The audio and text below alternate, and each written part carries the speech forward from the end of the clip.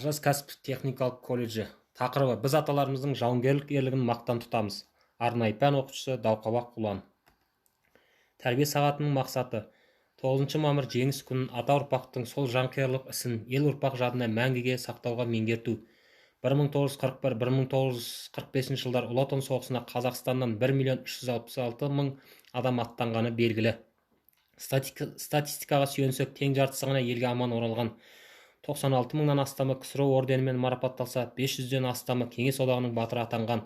Осындай ірі соғысқа қарасыздан 133 азамат майданға аттанған. Ел қорғаны болған белді азаматтар майданға аттанды.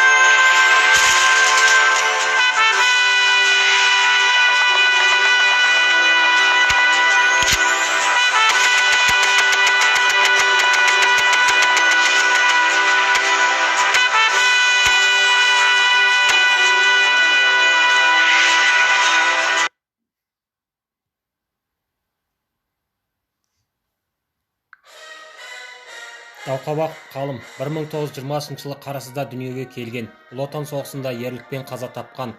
1939 жылы 7 класты бітірген соң Мирзаян атындағы колхоздағы бастауыш мектепте мұғалім болған. 1942 жылдың қаңтар айында Ұлы Отан соғысына аттанған. 1942 жылы соңғы хатында Саратов направлениесіндеміз деп жазған. Кейін Саратов қаласының түбінде қайтыс болғаны анықталды. Дауқабақ ғалым 1916 жылы Елшенбүйрек тауының бөктерінде дүниеге келген. 1929-1930 жылдары Қарасаз селосында шаруалар жастар мектебін бітірген. Жаркент қаласындағы 9 айлық курсты бітіріп алған, мамандығы бойынша мал шаруашылығында қызмет істеген. 1939 жылы Совет армиясы қатарына шақырылып, СССР мен Финляндия арасындағы соғысқа Маннергейм линиясына қатысып жеңіл жарақаттанған. 1940 жылы көктемде жазған хатында Белоруссияның батысындағы Польшамен шектес жерде Брест қамалына келіп 303 атқыштар полкындағы 44 ротасының 3-ші взвод командирі екенін хабарлаған. 1941 жылы 22 маусымда сұрапыл соғыстың азапты күнінде Брест қамалы қоршауда қалғанда ерлікпен қаза тапқан. Дауқабақ Қасымбай 1923 жылы 23 ақпанда Даңғол ауданы Шәлкөде кеңесіне қарасты Қарасыз ауылында дүниеге келген.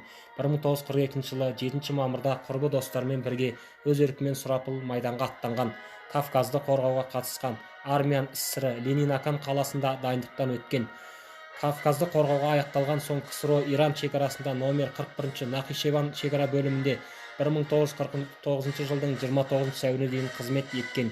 Осы әскери бөлімде жүргенде Ереван қаласындағы жоғарғы әскери партия мектебін бітірген. Әскери бөлімде саяси бөлімнің жетекшісі замполит қызметін атқарған.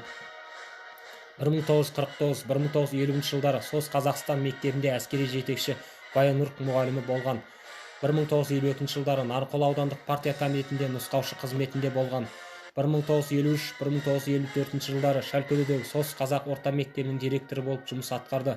1954-1955 жылдары Қарасыздағы 7 жылдық мектептің іргетасын қалап, осы мектептің директоры болды. 1960 жылы Сарбастаудағы Ленин орта мектебіне ауысады. 1965 жылы аталған мектептің директоры қызметіне тағайындалған. Дауқабақ Қасымбай 1956 жылы Каспийдің жаратылыстану факультетін география пәні бойынша бітірген. 1966 жылы Марксизм, Ленинизм университетін қызыл дипломмен бітірген. СССР халық ағарту ісінің озық қызметкері және Қазақ СССР-ның ағарту ісінің озық қызметкері, Тауқабақ Басынбай ұрпақтары да әке-шеше жолын үлгі тұтып, ұстаздық мамандықта қызмет етеді. Рас, қайғы қасіреті бар қаптаған, ғұмырлары батқан және батпаған, әкелген әрбір үйге бір қайғы, сол жылдарға қарғыс айту жатмаған, деп Мұқағали Мақатаев атамыз жырлағандай, бұл аталарымыздың бізге жеңіс атты қасиетті де қастерлі сөзді сыйлап кетті. Туған елден жырақта, от пен оқтың ортасында, өмір мен өлім арасында фашистік жендеттерді бір адым аттатпай оқ тескен кеудесімен жат жердің топырағын құшып, мәңгілікке тосқауыл болып қалған қазақстандық боздақтардың отан үшін деп өлгенін қалай ұмытармыз. Назарларыңызға рахмет.